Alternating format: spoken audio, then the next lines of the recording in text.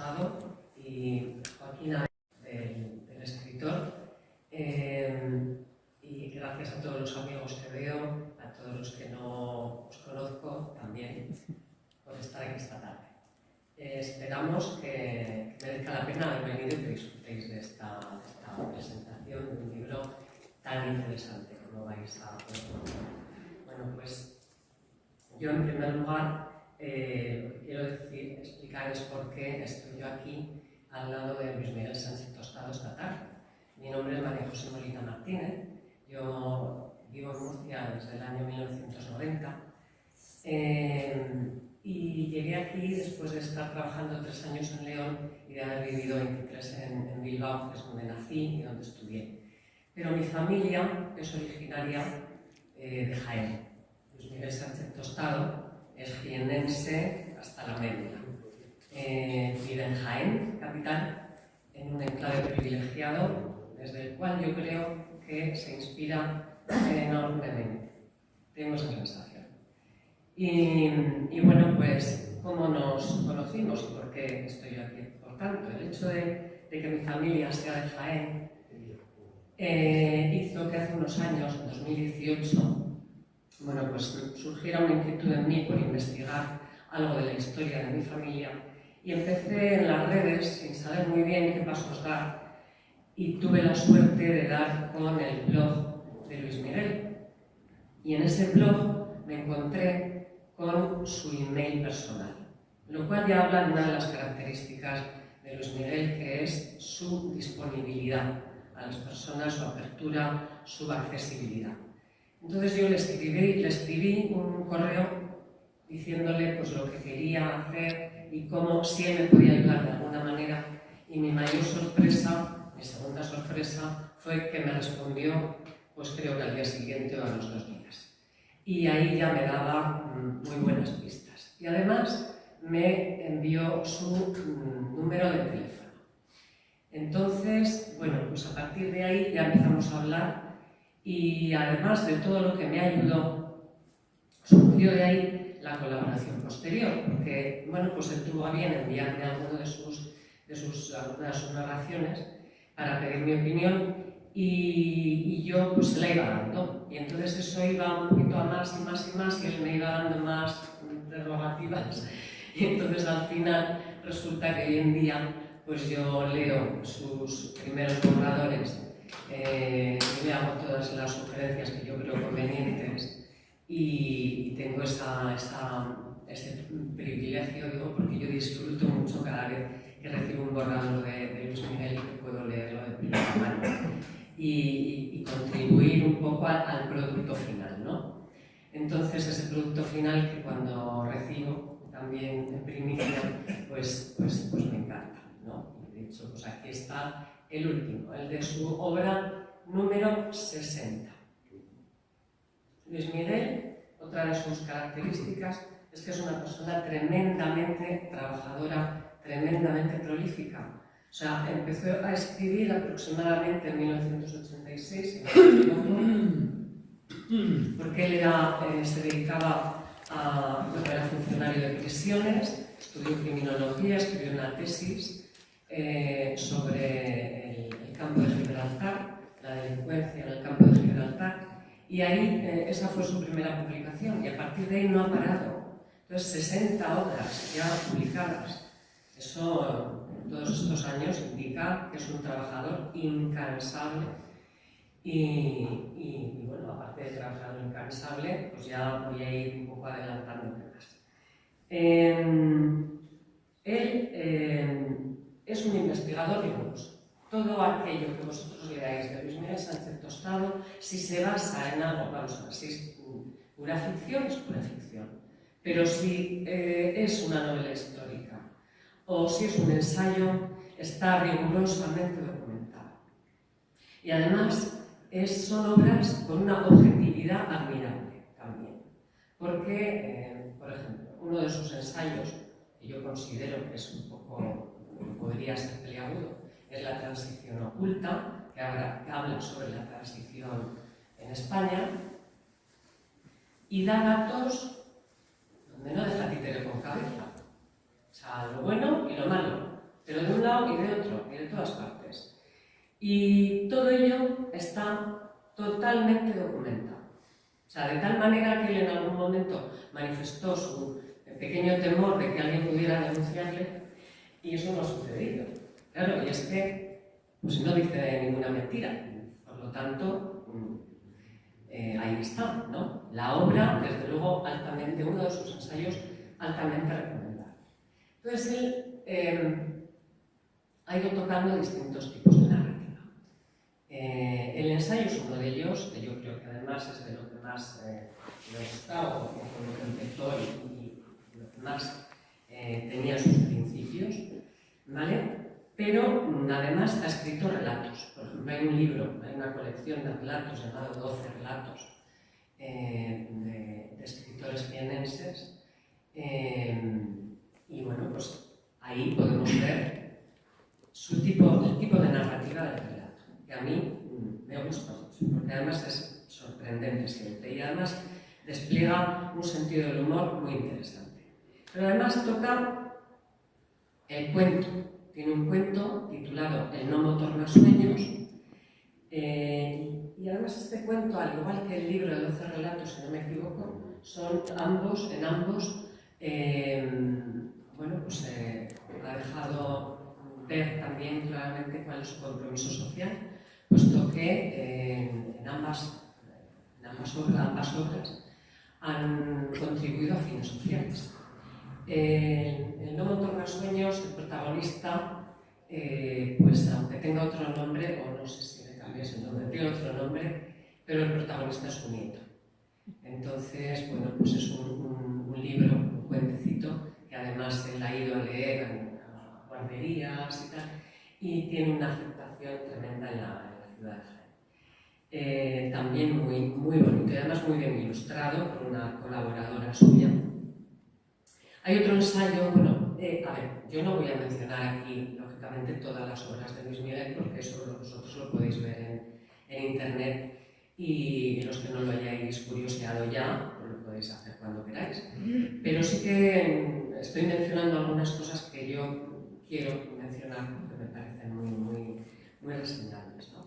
Entonces, hay un libro llamado Hablando en Plata, donde él narra toda su trayectoria literaria. Entonces, también vista desde su propio punto de vista, y resulta también muy interesante. Ha escrito artículos, colabora en tertulias, y luego hay un libro, 3 promesas y un arrebato, que si un día tenéis ganas de reíros, con ganas, léeroslo. 3 promesas y un arrebato. Ahí el sentido del humor es bueno, maravilloso. De aventuras, escribe novelas de aventuras, novelas policíacas y muchas de ellas basadas en casos reales. Entonces, la novela de aventuras, por ejemplo, El insólito viaje de Brenda Lauper, es una de las primeras novelas en las que yo descubrí lo bien que maneja la técnica del flashback, bueno, analepsis en español, ¿vale? Y aquí también, en La maldición de Jericó, el flashback es una de las técnicas que es una constante a lo largo de toda la obra, y no solamente en esta, ¿no? Entonces, las novelas, a él le gusta, creo yo, mucho, cuando él sabe que hay un caso, como por ejemplo un asesinato muy controvertido que hubo, no, hay varios, pero concretamente hubo un asesinato que sucedió en un pueblecito de Jaén, y en torno al cual hubo también un juicio bastante curioso. Bueno, pues él de ese caso real ha hecho una novela titulada La cuarta bestia, que tampoco tiene desperdicio. La cuarta bestia te mantiene en vilo todo el tiempo. La descripción que le hace, el dibujo de los personajes que hace es buenísimo. Son personajes que te los imaginas. Están muy bien descritos, física y luego sus personalidades no bueno, no tienen desperdicio. Una de sus características es que domina muy bien la técnica audiovisual, la técnica cinematográfica. Yo cuando leo muchas de sus obras, como por ejemplo este de La Cuarta Bestia, veo la acción, y de hecho él ya se ha metido a guionista. ¿Por qué? Porque es que él escribe muchas de las novelas que escribe basadas en casos reales, y lo que hace es que en torno a ese caso real después recrea toda una historia visual, altamente visual, con una carga de acción trepidante en muchos casos, lo mismo que sucede en La Maldición de Filipo, y que te atrapa constantemente. Y luego otra novela basada en otro caso real es Vivir por un ideal. No tiene nada que ver.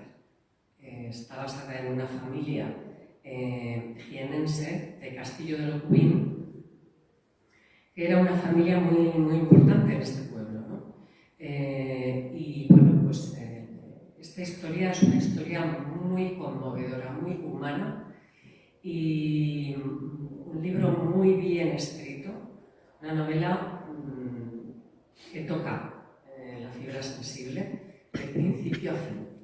Y además sabiendo que está escribiendo personas que han existido de verdad y que las describe con la humanidad que las describe, yo creo que además esa novela acaba siendo un homenaje a esa familia, un homenaje a un tiempo. Por lo tanto, Vivir por un ideal es una de mis favoritas, sinceramente. Aunque he disfrutado mucho también leyendo todas las que os he mencionado, y he disfrutado mucho leyendo La Maldición de Filipo, Vivir por un ideal es especial. Bueno, y llegamos a La Maldición de Jericó después de pasar por la vida secreta de Jesús de Nazaret, que tiene un poquito que ver, y es también, tampoco tiene desperdicio, es impresionante lo que descubres en ese ensayo. Eso es un ensayo.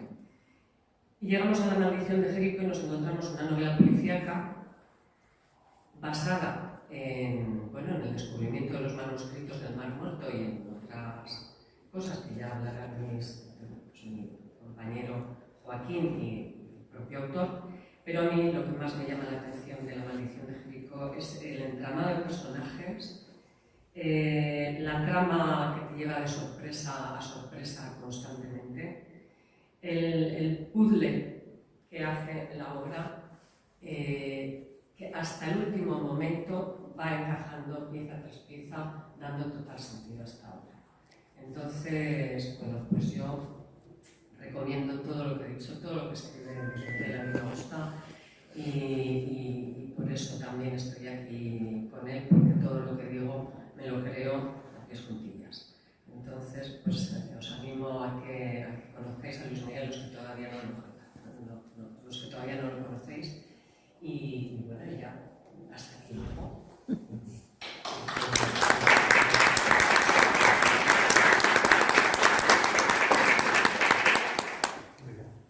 Muchas gracias, María José.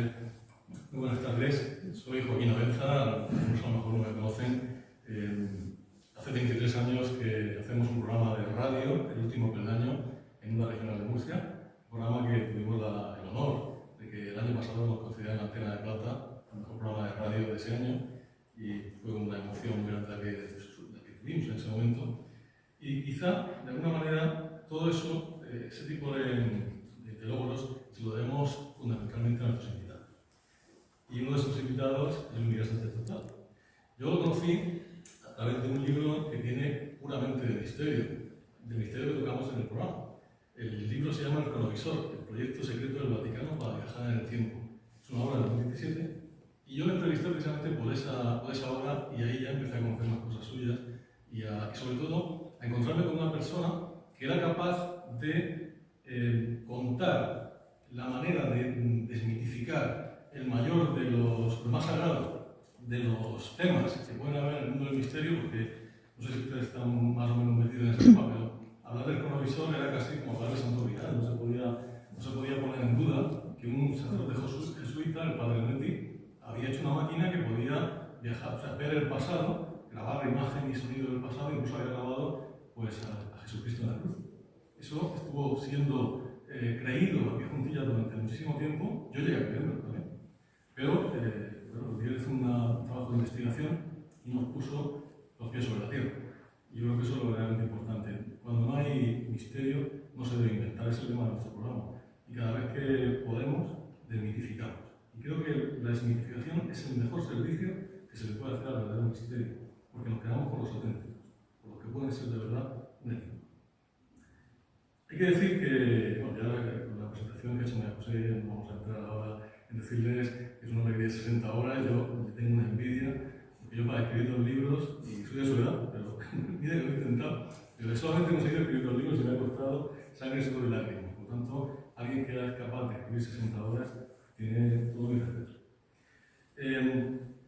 Algunos se preguntarán que por qué se llama la maldición de Jericó. Pues hay que irse a la Biblia y hay que recordar cuando Josué maldice Jericó, después de haber maldice al hombre que levantase y reedificase una ciudad que el pueblo judío en ese momento redució a cenizas, con aquellas famosas 7 trompetas, ¿no? que pudieran hacer que la muralla de Jericó se derribase. Otro mito que también es muy interesante de descifrar. En definitiva, lo que sí parece es que la maldición alcanzaría no solamente a quien intentase levantar Jericó, sino a todos aquellos que buscan verdades incómodas. Porque no sé si ustedes lo han hecho, pero cuando te pones a buscar verdades incómodas, terminas teniendo algún pequeño problema o algún gran problema. Yo lo he vivido.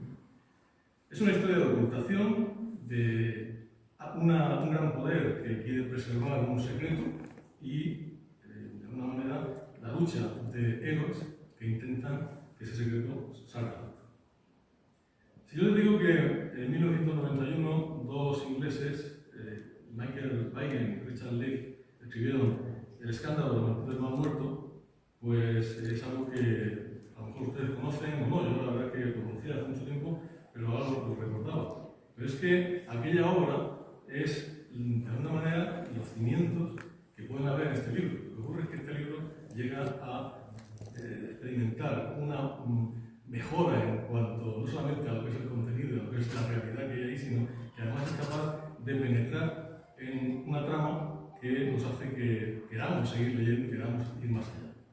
Pues esos mismos autores, una década antes, junto con Henry Lincoln, escribieron El enigma sagrado, un libro que planteaba que Jesús de Nazaret había tenido descendencia, había estado casado con María Magdalena y había emigrado su descendencia a Europa. Habían emparentado con los nobles que dieron lugar a la dinastía merovingia y bueno, pues, esa sangre real, esa santa sangre, porque era la sangre de Jesús de Nazaret, pues fundó una dinastía real. Y todo ese secreto estaba siendo de alguna manera pues, protegido por una organización del Priorato de Sion. Es un dato de esto, ¿verdad? Porque en 2003, el norteamericano Dan Brown escribió el Código Da Vinci, que es una forma de contar todo esto en plan de novela. Pero les puedo decir una cosa. Si puede haber un paralelismo entre el Código Da Vinci y la maldición de Jericó, es precisamente por eso, porque ambos pueden tener un antecedente en libros de los mismos autores. Pero esto es una obra de arte. A mi juicio, el Código Da Vinci no lo es. Todo es opinable, por supuesto. Bien, este libro habla de un descubrimiento. No vamos a explicar absolutamente nada de lo que el libro realmente cuenta, porque eso se lo tienen que leer ustedes. Yo creo que siempre lo digo en el programa. Los libros hay que leerlos. Los libros no se pueden contar en un programa de radio, en una presentación, ni en ningún otro sitio. El libro es un acto íntimo entre el lector y el escritor. De hecho, el escritor no ha terminado de escribir el libro hasta que el último lector lo lee, porque es cuando realmente el libro se convierte en realidad. Y hay tantos libros como lectores. El libro que yo he leído, seguro que no es el mismo que ha leído María José, y no va a ser el mismo que lean cada uno de ustedes. Y cada uno aportaremos nuestras perspectivas, nuestra forma de entender las cosas y demás. No voy a hablar, ya lo ha dicho muy bien María José, de la riqueza de los personajes. Eso sí decir que muchos de los personajes que salen en este libro son auténticos. Es decir, incluso hasta los nombres reales. Por ejemplo, John Aregro, que fue miembro del equipo encargado de la investigación de los manuscritos en el Museo de Jerusalén, y el primero que puso el grito en el cielo porque no se acababa de contar todo lo que había que saberse de esos manuscritos, ¿no? De hecho, ese secreto parte de ahí. ¿Qué decir, por ejemplo, de Víctor Fortaval o Simón Sandoval, que es un sanador de palabras olvidadas? No les digo más, a que les interesa eso. Sanador de palabras olvidadas. Un hombre que es el central de la novela, pero que tiene un contrapunto, Martín, un niño que con 10 años es más agudo, más inteligente, con mucha dolor. Y me parece que sin él la novela no tendría mucho sentido. Y luego está el misterio. Un manuscrito oculto, buscado por todos, que puede cambiar la historia, pero también la fe de muchas personas. Y hay un antecedente de esto. ¿Recuerdan aquel famoso Evangelio de Judas, que fue hallado en los años 70 en Egipto y del cual se tenía alguna noticia, pero no se conocía? Bueno, pues se encontró un códice, el Códice Tacos, es un códice copto del siglo IV, que tenía una copia de ese Evangelio de Judas, en el cual la figura de Judas Iscariote cambia absolutamente. Pasa de ser el villano, el que traiciona, el ser miserable que aparece en los Evangelios canónicos, y se convierte en el discípulo preferido de Jesús, y el que, casi en contra de su voluntad, le traiciona porque el propio Jesús le pide que lo haga. Esto está en el Evangelio de Judas, fue un libro que se publicó en su momento, con esa traducción, y podía para muchos cambiar la historia del cristianismo. En definitiva, es una trama, como ha dicho María José, policíaca, thriller. Es una trama donde tenemos cuatro policías, tenemos a Jacob Salampet, piensen un poco, digo más, lo van a saber cuando vean el libro. Y es una historia de buenos y malos, de gente también normal, que no es ni buena ni mala, donde hay mucha historia que bueno, Luis Miguel ha introducido de una manera magistral, donde hay una trama religiosa, porque es un libro también para pensar, un libro no apto para gente con una fe irracional, sino para gente que piensa, para gente que llega a la fe después de una meditación, después de un razonamiento. Es un libro para gente con mucha ganas de profundizar en esa fe. También hay una trama política, como todo. La política está en todas partes y aquí también. Yo, con la calidad literaria, no soy un experto, pero me pasa con los libros como con el vino. Yo no soy un experto en vinos, pero sé cuál me gusta y cuál no me gusta. Y para mí el vino bueno es el que me gusta. Pues esta novela me gusta. Me gusta porque, bajo mi punto de vista, está bien documentada, perfectamente. Está todo, como ha dicho María José, muy bien conectado. Tiene una estructura, yo diría que perfecta. Y luego una cosa muy importante en una novela, un buen final. Las novelas que no acaban, no digo que acabe bien o mal, no voy a decir si acaba muriendo el protagonista o naciendo un niño o pasando, eso no lo voy a decir porque lo van a saber ustedes, pero lo importante es que el final sea coherente, sea lógico, esté justificado y de esta manera también te cierre todo el ciclo de la novela. Y esta novela tiene salida.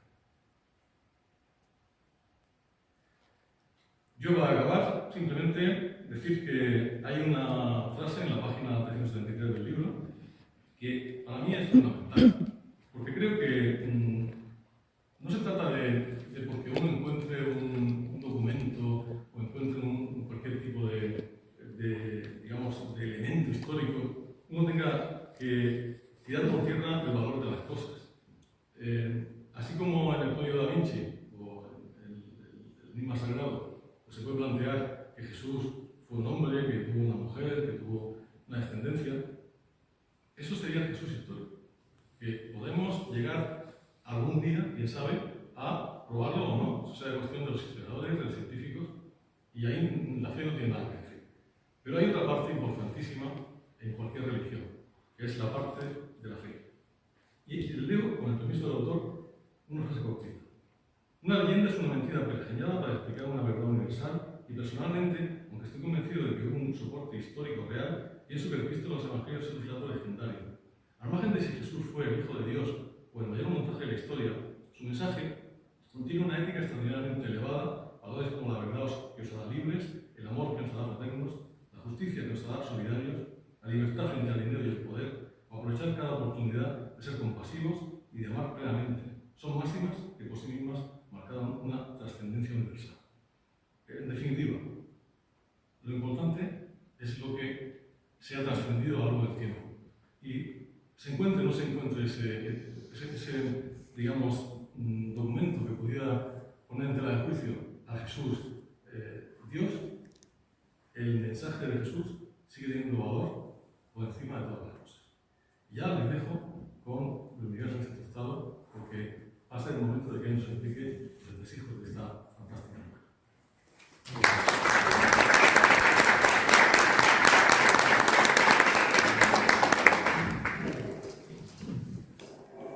¿Me oís?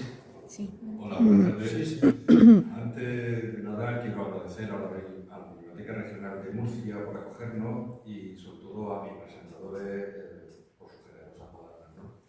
Mirad, todos los escritores tenemos una persona o dos de confianza a la que entregamos nuestros textos, ¿no? Y recabamos nuestra opinión, y una de esas personas es María José Molina, ¿no? A la que de verdad nunca agradeceré lo suficiente las supervisiones de los textos que me hace y sus sabias sugerencias durante los últimos años, ¿no? No os podéis imaginar el olfato tan fino que tiene, y la mirada tan escrutadora, tan precisa, ¿no? Y es un lujo de verdad contar con ella. Como es un lujo contar esta tarde pues, con el gran Joaquín Abenza, ¿no? A quien yo admiro y sigo desde hace tiempo. Recuerdo la alegría que me produjo que me entrevistara aquella primera vez, ¿no? En su programa, en El Último Peldaño. Y bueno, Joaquín es una referencia en el mundo del misterio, pues casi de 3 décadas casi, ¿no? De trayectoria, ¿no? Y bueno, y sobre todo también muy agradecido por acompañarnos esta tarde. Yo no puedo desvelaros muchas de las cosas de la novela, obviamente. Si fuera un ensayo, os daría una conferencia. Pero prefiero centrarme en el contexto histórico por lo que se ha arrancado esta novela. Pero antes, si me lo permitís, voy a poner un vídeo de 1 minuto y medio, que es el tráiler que está circulando en las redes sociales y en internet, y que es muy bonito. Os lo voy a poner y después voy a poner unas fotografías que os voy a comentar.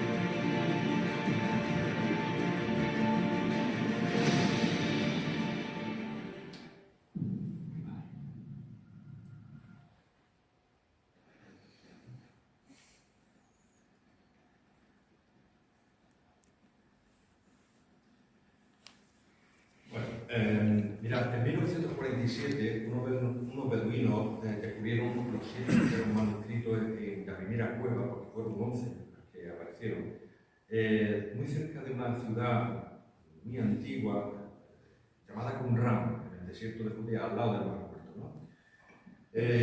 Cuando vieron la importancia y sobre todo la antigüedad de esos manuscritos, se quedaron sobre todo muy preocupados, sobre todo la Iglesia Católica, ¿no? Porque se lanzaron a buscar más y en sucesivos años, hasta 1956, como digo, en 11 cuevas fueron apareciendo lo que se conoció como los rollos del Mar Muerto, los rollos de Qumran, y están considerados el mayor descubrimiento arqueológico del siglo XX. ¿Pero por qué son tan importantes? Mirad, muy fácil, porque el Antiguo Testamento, el Tanaj hebreo, esos libros que os sonarán, ¿no? El Génesis, el Levítico, el Éxodo, etc. El más antiguo que se conservaba hasta la aparición de los manuscritos del Mar Muerto era del siglo X, concretamente del 930, el que era el Códice de Alepo, en la ciudad de Alepo. Pues estos son 1000 años más antiguos y además originales, no son copias, es decir, es un descubrimiento, están escritos entre el 250 a.C. y el 66 después de Cristo. En cualquier caso, antes de la destrucción del segundo templo de Jerusalén, son imprescindibles para conocer los orígenes del judaísmo rabínico y del cristianismo primitivo. Aquí veis un mapa de situación donde estaban las cuevas de Qumran, a unos 20 kilómetros al sur de Jericó, en Cisjordania. No sé si sabéis que Cisjordania significa antes del Jordán y Transjordania es después del Jordán, lo que es ahora el reino de Jordania. Bien, hay dos grandes grupos de manuscritos, los religiosos y los libros sectarios. Y, bueno, y una rara avis que ahora os comentaré que es muy interesante. Los religiosos se dividen en el Tanaj, o el Antiguo Testamento, son libros que ya he comentado. Luego hay una serie de libros apócrifos que no fueron aceptados por la Biblia hebrea, y luego algunos textos exegéticos que son comentarios a libros religiosos. Pero los más controvertidos, los más interesantes y sobre todo los más misteriosos, los que llevan ya décadas investigando y no se desprende todavía una solución a los enigmas, son los sectarios. Se llaman sectarios porque hacen alusión a la secta, a la comunidad judía que los escribió. Y en torno a ello hay grandes debates. Por ejemplo, el documento de Damasco, la regla de la comunidad, el libro de la guerra, el comentario de Habacuc, etc. Y ahora diré por qué han sembrado la controversia. Y luego, os decía, el rollo del cobre es un solo, bueno, son dos fragmentos del mismo rollo, pero es extrañísimo. También está rodeado de un gran misterio. Vais a ver una fotografía tal como se encontró en la cueva. En la cueva número 3, en 1952, aparecen estos dos fragmentos de un rollo que, a diferencia de los demás, no están escritos en pergamino ni en papiro, sino en metálicos, en cobre con una pequeña aleación de estaño, y grabados con un brillo. No están escritos, sino grabados, digamos, rayados y marcados, ¿no? Esto es sorprendente, porque tenía que haber que contener algo valioso para que lo escondieran en una cueva hace 2000 años y se escribiera en metal para que no se pudriera el material orgánico como los pergaminos y los papiros. ¿Podría contener un mapa de un tesoro? Pues sí, eso es lo que contiene. En 1900, a finales del 50, John Marco Allegro, en la Universidad de Manchester, los cortaron, hay vídeos de ese momento en internet, y los hicieron 23 fragmentos así arqueados para que pudieran leerse. Y efectivamente tenía una relación de 73 sitios donde habían escondido el tesoro del templo de Jerusalén. Y no creáis, para que no los incautaran los romanos, ¿no? Y no era un pequeño tesoro, ¿eh? Según ese esa relación, había, entre otras muchas cosas, 26 toneladas de oro y 75 de plata. Eso, solamente por el peso, el valor que podía tener ahora mismo, sin contar el valor de su propia antigüedad, es de más de 2.000 millones de euros. Y hay personas que lo han buscado. Lo que pasa es que después de 2.000 años, todo está tan cambiado, después de tantas guerras, que ya hasta ni los nombres de los lugares se conservan, ¿no? El rollo del cobre sigue siendo un misterio, como lo son los manuscritos, buena parte de los manuscritos del Mar Muerto. Porque se dieron cuenta, y aquí está la clave de la controversia, de que en el grupo de manuscritos sectarios aparecían doctrinas, y esto seguramente algunos de vosotros no lo sepáis, porque os va a impactar, aparecen doctrinas que coinciden con los evangelios canónicos que son posteriores 2 o 3 siglos. Y se habla en los manuscritos del Mar Muerto de la nueva alianza, de la venida del Hijo de Dios que morirá por los pecados del mundo, hablan del Espíritu Santo, del bautismo, de la Santa Cena con pan y vino, del rechazo a la riqueza material, de la verdad, del amor, de la confesión, de la resurrección, del bautismo y del sacrificio, la tortura y muerte del Maestro, del justo. Cuánta casualidad, ¿verdad? Entonces, claro, esto supuso un problema porque los evangelios son posteriores.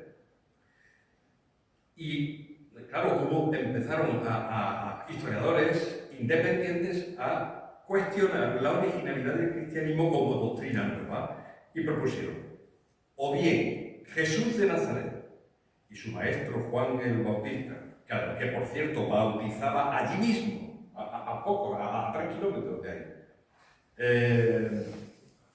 pertenecían a la comunidad que escribieron los manuscritos del Mar Muerto, que dicen que fueron los esenios, que ahora veremos que también está eso en entredicho. Pero vosotros entráis en internet, buscáis Qumran o manuscritos del Mar Muerto y sigue diciendo que lo escribieron los esenios. Ahora veremos. O bien pertenecieron a esa comunidad, o bien los evangelios que son posteriores se inspiraron en esos manuscritos para crear a su Mesías mitológico. La Iglesia, por supuesto, no aceptó ninguna de las dos hipótesis y para salir del paso dijo que eran dos grupos distintos. Por un lado, los esenios y por otro, los cristianos primitivos, que bueno, que tenían las mismas ideas más o menos. Las mismas ideas en el mismo sitio. Eso es poco verosímil para algunos historiadores, ¿no? Entonces,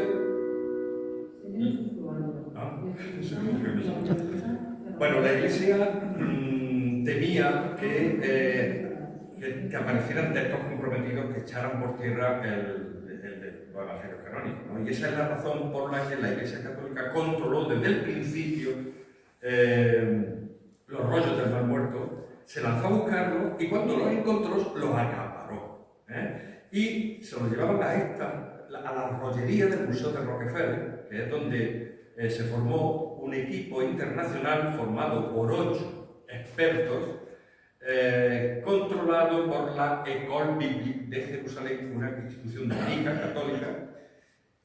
Y fijaos qué curioso, de los 8 miembros del equipo internacional, por supuesto, convirtieron esta sala en un búnker.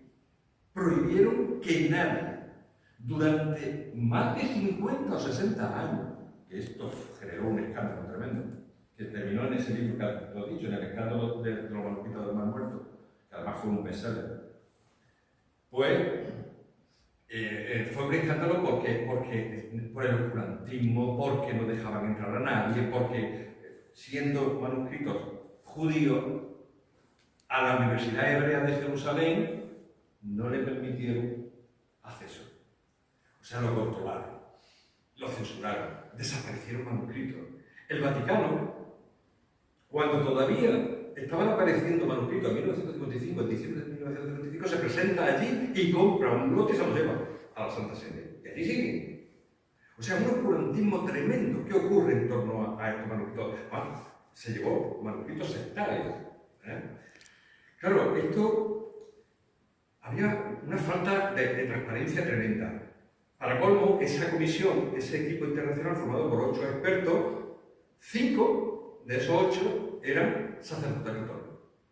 2 eran seglares vinculados con la Iglesia Católica. Y solo uno, John Marco Alegro, que es el que tradujo el rollo del cobre, este otro manuscrito, era un estadounidense, además era el mayor experto de todos, el que más sabía. Y era un historiador independiente y fue precisamente el que denunció todo esto, que no los publicaban, que no los traducían, que no publicaban las traducciones, que no publicaban los inventarios y que no dejaban pasar a nadie. Ahí tenéis el equipo, la École Biblique y el monasterio donde están, en Jerusalén, y miembros del equipo. John Marco Alegro es aquel de la derecha.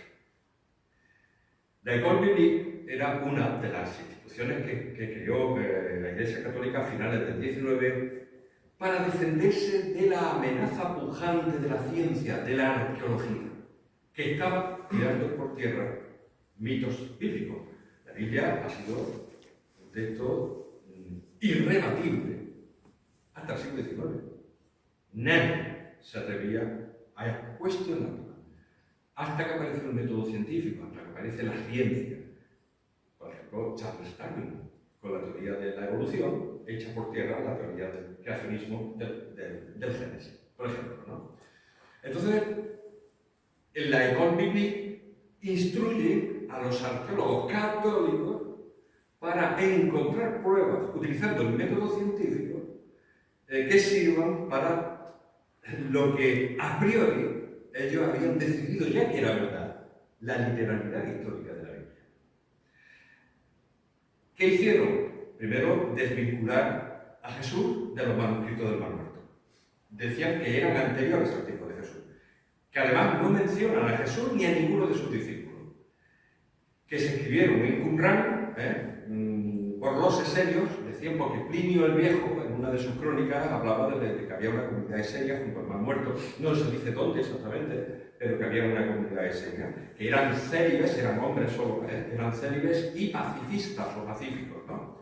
Bien, pues, como ha dicho Joaquín, a principios de los 90 salió ese libro, El escándalo del rollo del Mar Muerto, y ahí tenéis a John Marco Alegro, que fue el único que se atrevió a romper el consenso impuesto por la École Biblique y a discrepar, porque pensaba que los habitantes de Qumran no eran esenios, no encajaban las piezas, y a él se sumaron otros catedráticos y expertos de la Universidad de Oxford, y luego, cuando apareció este libro, pues se empezó a divulgar cosas que no se habían dicho. Por ejemplo, no se habían dicho por el oscurantismo que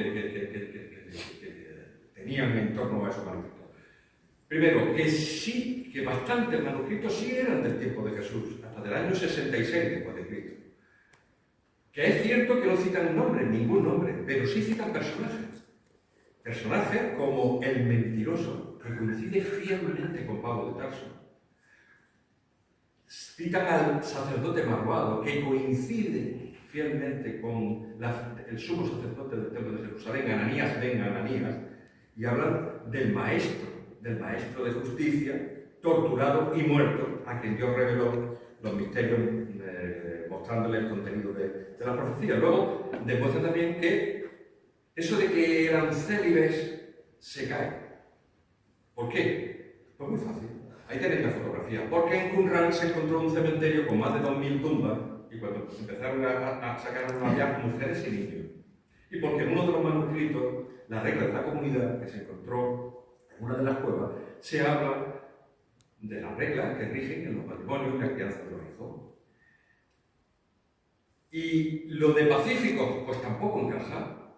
¿Por qué? Porque Qumran era una ciudad fortificada. La torre, los restos de la torre tenían unos muros muy anchos, se encontraron monedas del periodo, se encontraron restos de haber sido destruida por Roma, se encontraron puntas de flecha, se encontraron, ahí tenéis marcado en rojo, una fragua para templar armas. Esto no encaja con la figura de los 60. Y además recordemos una cosa. Casi la totalidad de los historiadores independientes están convencidos de que el grupo de Jesús iba armado, con toda seguridad. Y que si Jesús no era un celota, los celotas, ya sabéis, que son el sector, digamos, la facción más belicosa, más agresiva, más violenta del judaísmo, pues si Jesús no era un celota, en su grupo había celotas. Lo pone el Evangelio, o sea, esto está escrito. Simón el celote, del que no sabemos nada, sabemos mucho de todos los apóstoles menos de él. ¿Por qué? Porque 2 o 3 siglos después, cuando empezaron a crear, o un siglo después, casi, de la muerte del Jesús histórico, empezaron a crear un Jesús diferente, con un perfil pacifista, a raíz de Pablo de Tarso y la escuela paulina de los autores del Evangelio, que por supuesto no son Marcos, Mateo, Lucas y Juan. Esos hay en la iglesia, no se sabe quién lo escribieron y además ninguno conoció a Jesús. Ni Pablo de Tarso, que es más antiguo, la epístola paulina, tampoco conoció a Jesús. Que ya en la figura pacifista de ese Jesús, de ese Cristo de la fe nuevo que escribieron en los Evangelios, ya le sobraban los celotes. Eso no le iba a gustar a Roma. Entonces, de Simón el celote apenas habla. Judas Iscariote. Iscarius viene de Sicarius, de la sica. Los que portan la sica son los sicarios. La sica es el puñal curvo de los sicarios, con el que degollaban a la gente. Pedro, el apóstol Pedro, cuando se va en el episodio de la redada creo que es el capítulo 18 de Juan, en la redada de Getsemaní,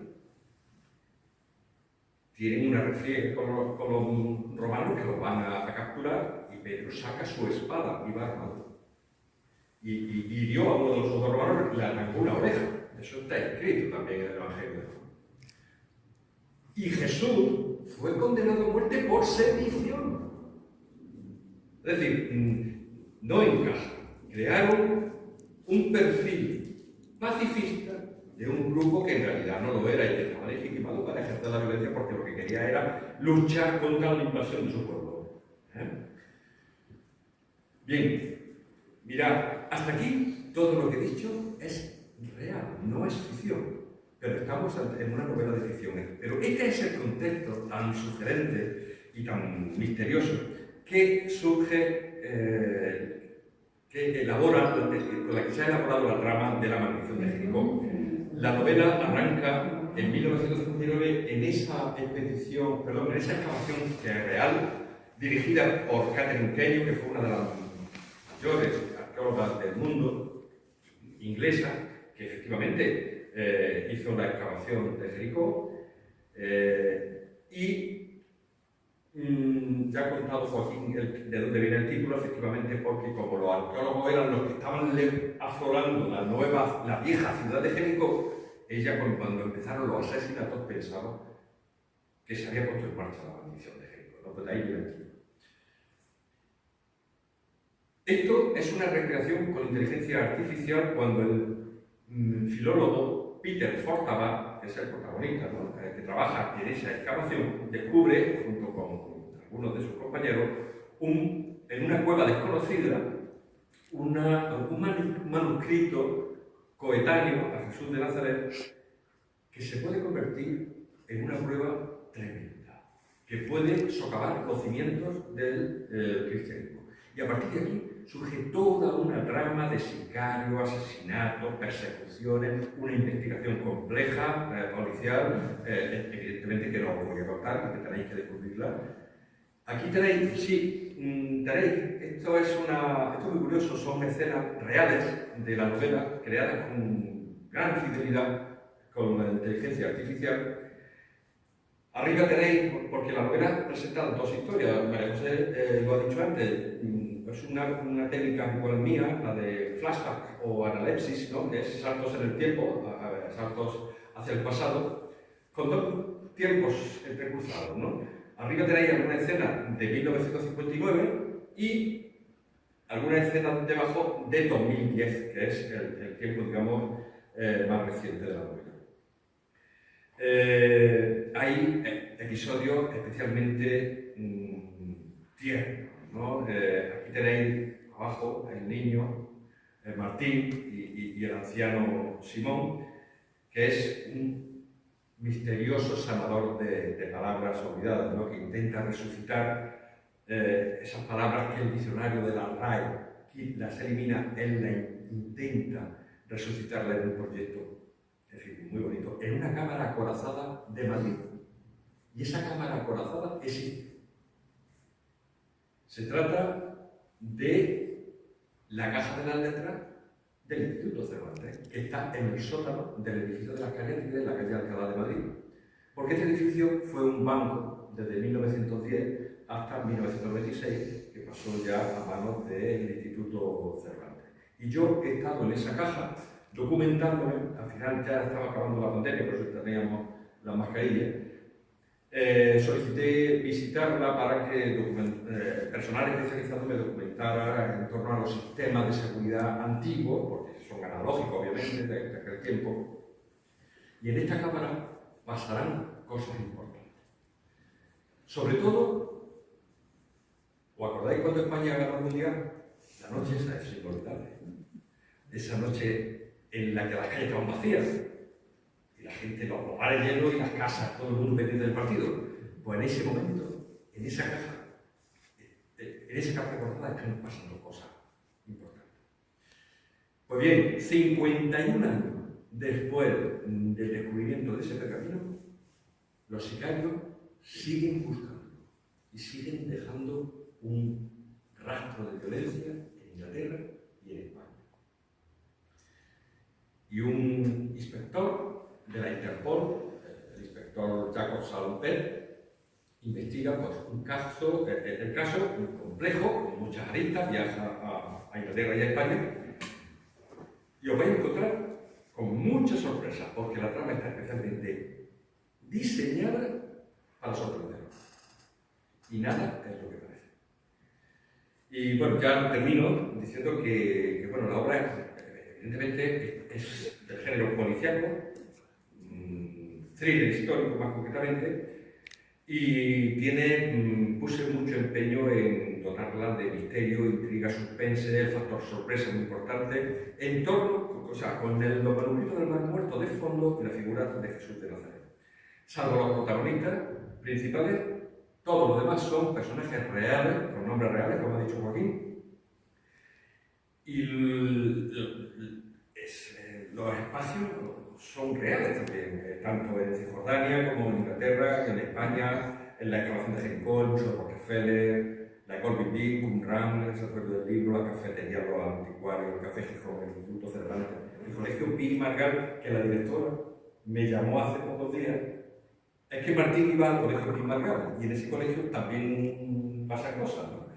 Y cuando lo dicho, pues en fin, me llamó agradecida y la vamos a presentar en Madrid el día 16, entonces van a ir también una representación del colegio. Y el día 16 la presento con Manuel Pimentel, no sé si os suena, que fue ministro y que es el propietario, el dueño de la editorial Almanzara, que me la ha publicado, y el gran Jesús Callejo, que es investigador, escritor y de programa de misterio, y también asistido. Nada más, es que no puedo contar nada más de la novela. Os invito a leerla porque de verdad os digo que no os va a dejar indiferente. Está mal que a lo mejor diga que es su mejor obra, su mejor novela, pero yo creo que lo es. Y además estoy muy orgulloso de esta novela porque, fijaos que no solo porque sea mi libro número 60, que es un número redondo, sino porque ha sido finalista de un premio prestigiosísimo internacional, que es muy difícil llegar a la final, el premio Ateneo de Sevilla.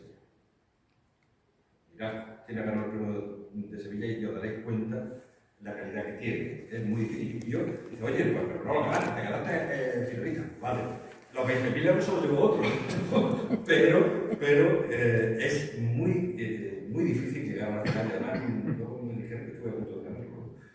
Pero bueno, que os invito a leerla. Abrimos un turno de preguntas si queréis.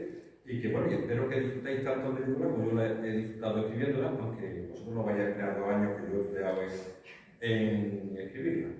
Y nada, si tenéis alguna pregunta, pues aquí me tenéis. Muchas gracias.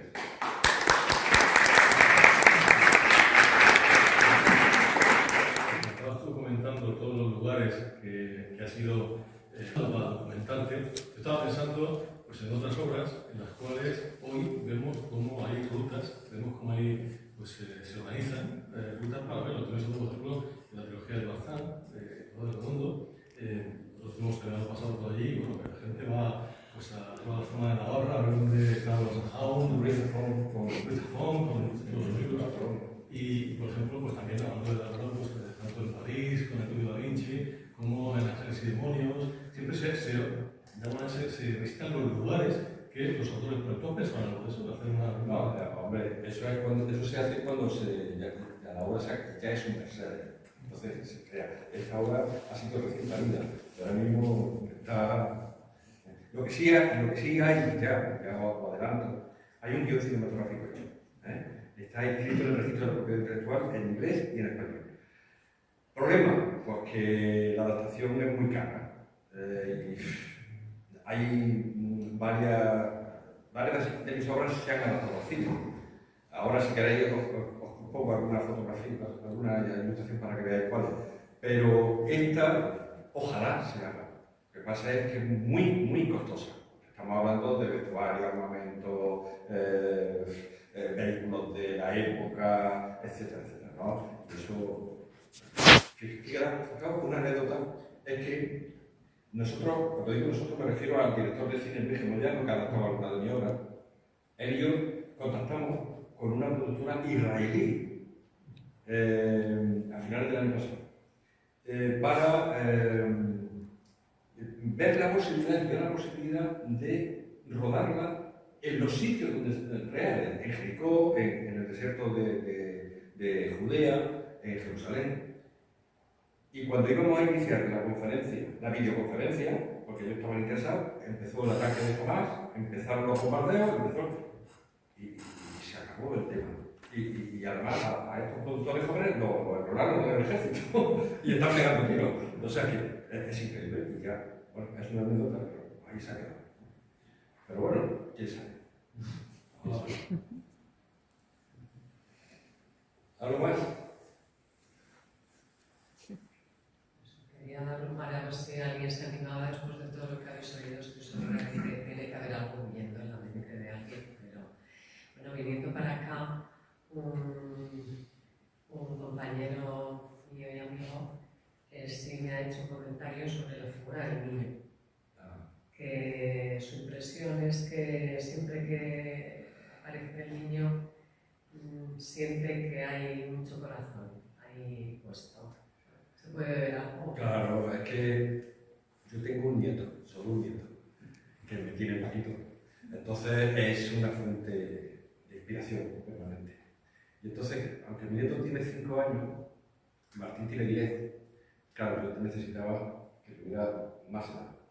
Pero sí, me está inspirado en él. Y las conversaciones que tiene con Simón no son parecidas a las que estoy teniendo con él. Y entonces, pues, el paseo por el retiro, ese está inspirado en un paseo real con mi nieto. Y bueno, sí, claro, la novela, aunque sea ficción, pues tiene parte de nuestra propia vida. Os voy a poner, porque es que esto lo he referido antes, pero es que como siempre me suelen preguntar, me gusta tener preparada la diapositiva. Estas son las 4 adaptaciones que se han hecho, algunas se van a empezar ya a hacer de algunas de mis obras. La 2 primera, El desenlace y Pestiños, son 2 cortometrajes basadas en 2 relatos míos galardonados en certámenes internacionales. El desenlace es muy inquietante, Pestiños, a pesar de su nombre, es súper divertida, es muy divertida, es una comedia. La Cuarta Bestia es una serie de televisión, que se ha rodado el primer capítulo, que ha quedado fabuloso, pero están en negociaciones con las productoras para financiar los 5 siguientes, que son 6. Entonces, están en ello porque vale mucho dinero. Tened en cuenta que una película, un largometraje de 1 hora y media, pero que no tenga coches de época, ni vestuario, ni ambientaciones históricas, ni nada, vale 1,5 millones de euros. De 1 millón a 1,5 millones. Imagina una serie de 5 ambientada, esta está ambientada en el siglo XIX y en el siglo XX, o XXI. Y luego está también una novela, bueno, basada en novela, La promesa de batalla, basada en la novela que ha dicho María José antes, 3 promesas y un arrebato, que fue un premio internacional Suabia de novela breve de humor, y es una comedia, será un largometraje que no se rodará entre otoño e invierno de este año, a finales de este año. Y nada, y el guión está hecho, pero como digo, pues vamos despacio porque primero hay que promocionar, que lanzar la novela, pues ya darla a conocer a los productores y si alguno está interesado, bueno, pues ya se verá. Pero estos son los proyectos cinematográficos adaptativos de mi obra que hay hasta ahora.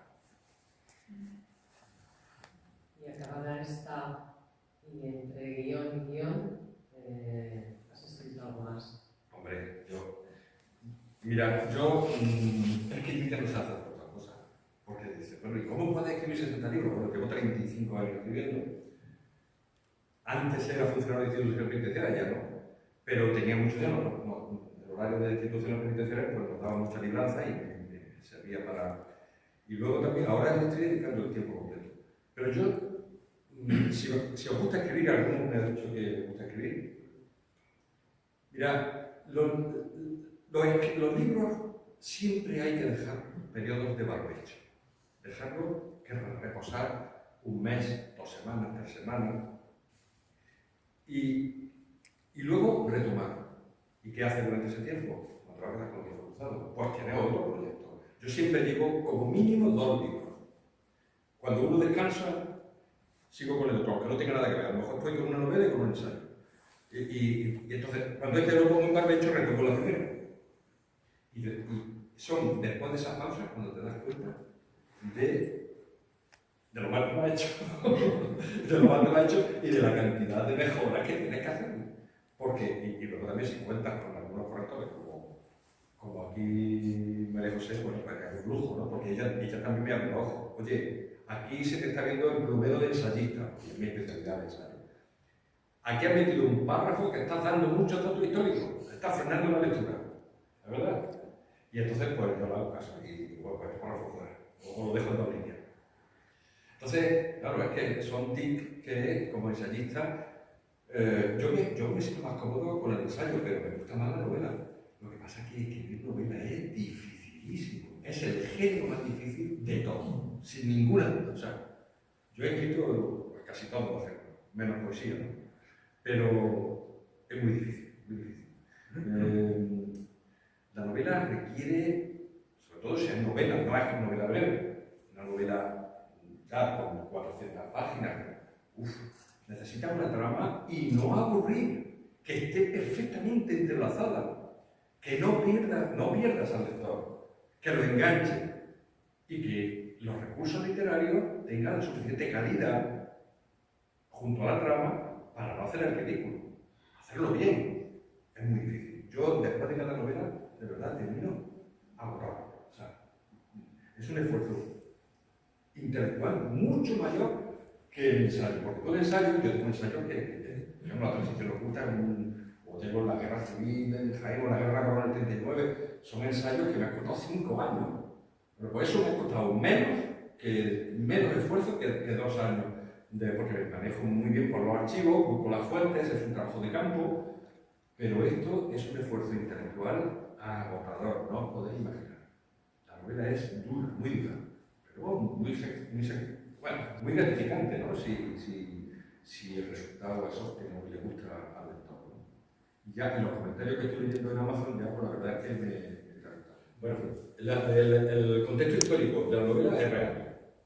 Es real. Lo que pasa es que bueno, eso se explica. Hay en el epílogo o el prefacio, no me acuerdo. Creo que se explica. Es decir, lo que es real y lo que no lo es. Eso se explica en la novela. Se dice. Está basado, la polémica en torno a los manuscritos es real. Las pugnas, los escándalos son reales. Ahora bien, el manuscrito que aparece, hablando de Jesús, que revoluciona todo, eso no es real. Pero bien podría serlo. ¿Por qué? Mira, una de las motivaciones que a mí me llevaron a escribir esta novela, aparte del libro que he dicho del escándalo, es que una noticia que leí en la prensa que decía que arqueólogos de la Universidad Hebrea de Jerusalén descubrieron la cueva número 12, es decir, una cueva desconocida, en 2017, hace muy poco. No había pergamino, estaban las vasijas donde estaban los pergaminos, había pequeños restos de pergamino, pero se lo habían llevado. Y herramientas de los años 50, que fue cuando aparecieron todos. ¿Y dónde están esos pergaminos? No se sabe. Desaparecieron. Y hay especial interés en que en no divulgarlo. ¿Por qué? No lo sabemos. No lo sabemos. Claro, esa intriga, ese misterio da mucho juego para jugar con lo que se conoce y con la ficción y meter una trama policial. La segunda pregunta era si sabes algo acerca de los... Bueno, los manuscritos, partiendo de la base de que hay manuscritos que no se han descubierto, otros que se han censurado, otros que se los llevaron, otros que los beduinos los vendieron, porque los beduinos, esa fue la versión oficial que dieron a las autoridades. Es que tiene una piedra, sonó, se me escapó una cabra, iba y me encontré esto. No, pero ya habían aparecido pergamino allí y lo estaban vendiendo, estaban expoliando, lo estaban cargando a trozos, lo estaban vendiendo a trozos. O sea, eso está documentado. Lo que pasa es que, claro, tenían que dar una... hicieron mucho daño los beduinos, ¿no? Gente que no tenía que comer y arrancaban trozos para vender. Y... ya se me ha ido. Mira, la mayor parte de los manuscritos están en el santuario del libro del Museo de Israel, porque Israel, en la guerra de los 6 días, en 1967, entró, se apropió de ellos como botín de guerra y se los llevó. ¿Vale? Y ya los tienen ahí. La novela se ambienta en el mandato de Jordania. Jordania, tras la declaración de la ONU que parte en 1947 el territorio entre Israel y Palestina, pues es Jordania, está ambientada en esa época. Pero ahora los tiene Israel. Pero no están todos allí. El manuscrito del cobre, por ejemplo, está en el Museo Arqueológico de Amán. Hay otros que están en Francia, otros que están en manos privadas, otros los tiene el Vaticano. Otros han desaparecido. Hace unos años, Google hizo un convenio con el Santuario del Libro y han digitalizado en alta resolución, creo que 5 o 6 grandes rollos. El de Isaías, que es tremendo, que se conserva muy bien, y están con mucha resolución. Lo podéis ver, lo tenéis a vuestra disposición, pero solo eso. O sea, es que hay más de 40.000 fragmentos. O sea, es que aquello es un puzzle tremendo. Algunos no más grandes que un sello de correo, y otros enteros. O sea, que fue un trabajo... Pero la polémica fue en torno al oscurantismo, a ese afán por no enseñarlo, porque nadie lo investigue, por enterarse exactamente qué es lo que dice para ver si nos interesa mostrarlo o no. La censura, en definitiva, censura. Y sigue existiendo el enigma en torno a, y los debates tremendos, durante todas estas décadas, entre los exégetas y los historiadores independientes y los católicos. Cada uno tiene versiones distintas. Hay teorías, te las puedes creer o no, pero en realidad sigue siendo un misterio que da para mucha novedad y para muchas especulaciones todavía. Lo que es interesantísimo, eso sí. Sí, porque has hablado del manuscrito del cobre, ¿verdad? Porque hay información sobre que solo del templo de Jerusalén, ¿no? Que es supone que el que invade es el emperador Tito y se supone que se lleva el tesoro, ¿no? Entonces, en ese manuscrito del cobre que habla de oro, habla de plata.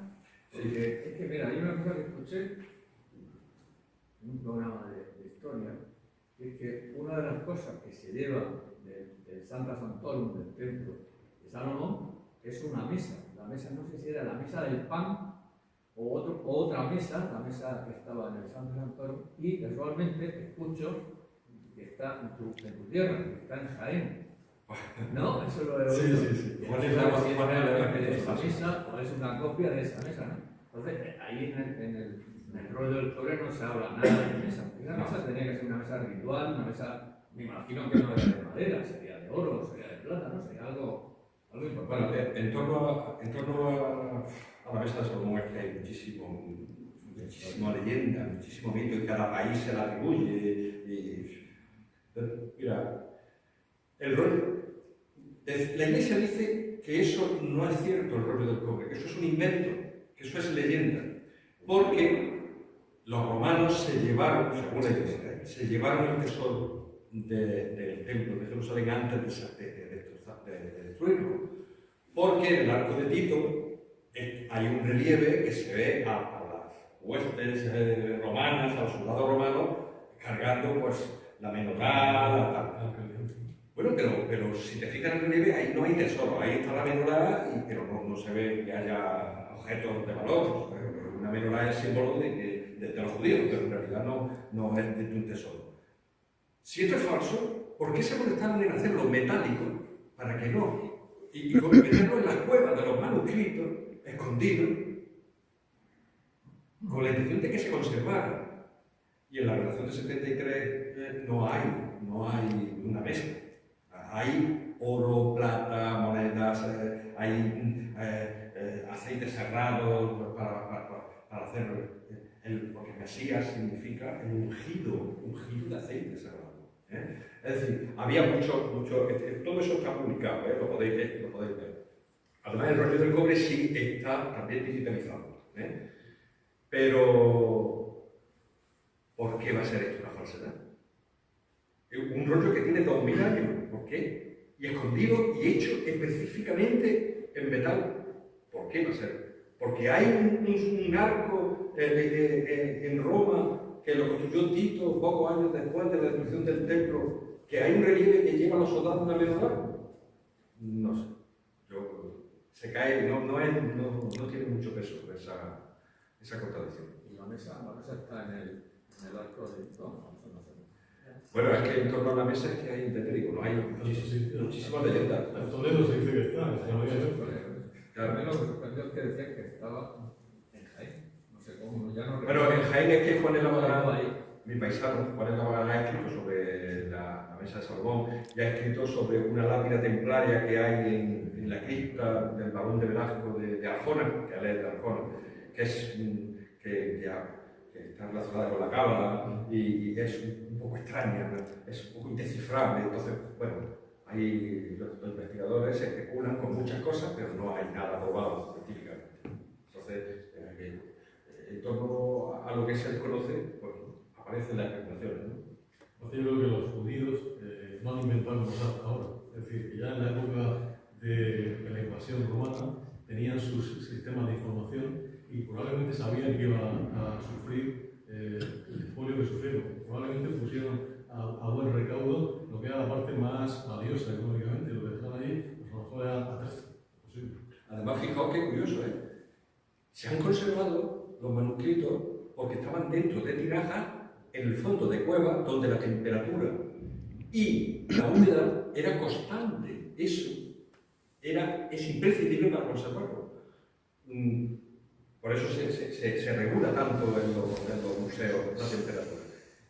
Durante 2000 años, ¿por qué no volvieron a por ellos? Porque los exterminaron a todos. Los escondieron para que no fuese, porque eran sus libros sagrados.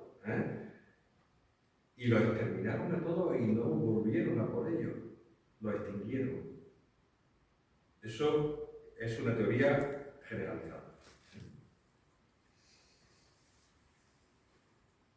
Bueno, pues si queréis que... Ah, sí, perdón. Sí, ¿sabes si quedan más cuevas mega así o algo sin descubrir? Han pateado el desierto de Judea continuamente.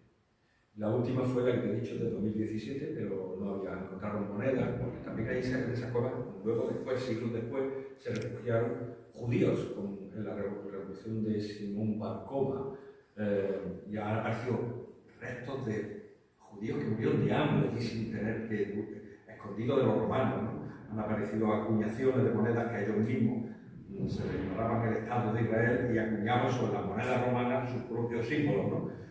Y eso han aparecido en las cuevas, ¿no?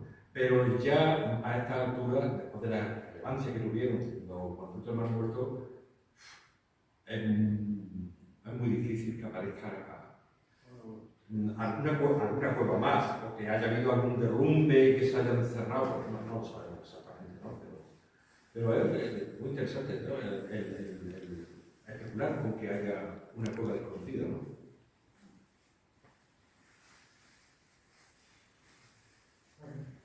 Pues nada, sí, muchísimas gracias.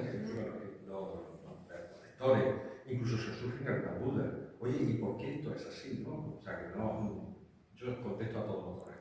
Así que os invito a leerla y a comentarla, ¿eh? Y si os gusta, recomendarla. Como la otra broma. Muy bien, bueno, pues si tenéis alguna pregunta más, y si no, pues os firmo, si queréis, vuestro ejemplar. Y muchísimas gracias por estar aquí, que me tenéis a vuestra disposición, ¿eh?